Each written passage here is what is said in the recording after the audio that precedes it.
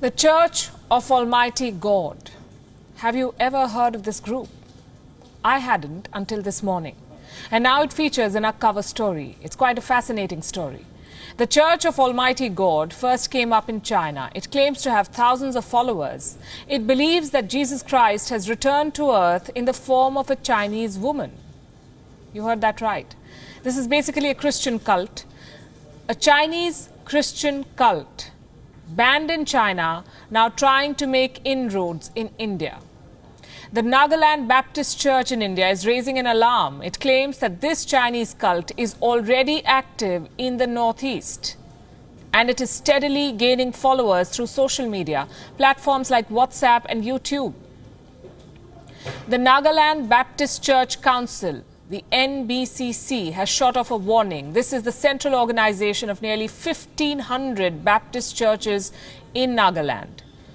They claim that this cult is connecting with people across India, and they're targeting the youth digitally.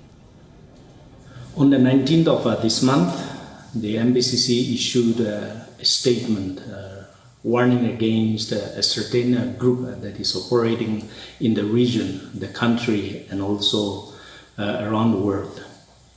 The question that the people ask is that we raised the issue with any competent authority.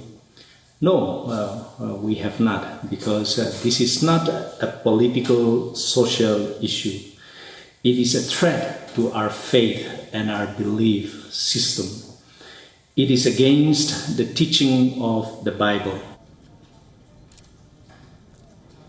Why does all of this matter? Because the Church of Almighty God has been described as a radical group. It aggressively promotes doomsday scenarios. It claims that Jesus has returned as a woman to China.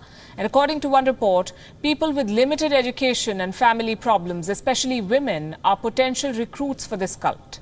The Church of Almighty God is a violent movement. It is also known as the Eastern Lightning Cult. It has been linked with more than 100 incidents of violence. The origins of this cult can be traced back to 1991. Scholars identified a woman called Yang Xiang Bin. Not very much is known about her, except for the fact that she was born in northwestern China. This cult says that Jesus Christ has returned in the form of this woman, Yang Xiang Bin. And I must emphasize that church leaders in Nagaland have called all of these claims falsehoods. This goes against the Christian faith. In recent years, China has clamped down aggressively on this cult. China has banned the group. Its members have been subjected to harsh punishment. Reports say they were banned from using mobile phones, watching television, or even reading fiction.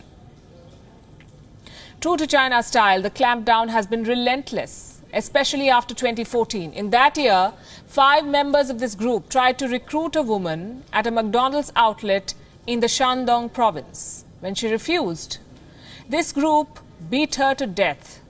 The 5 accused were caught and tried before a judge. They were found guilty.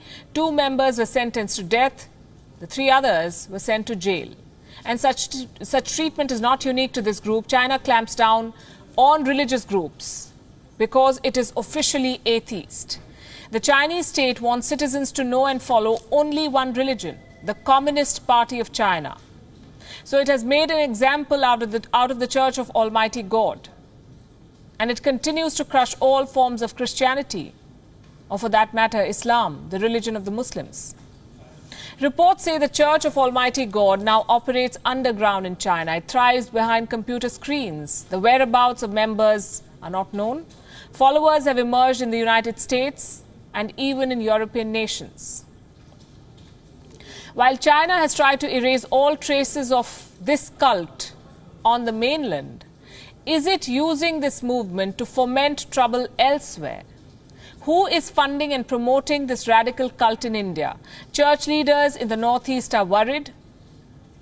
This is perhaps another made in China problem that they say India must begin to worry about.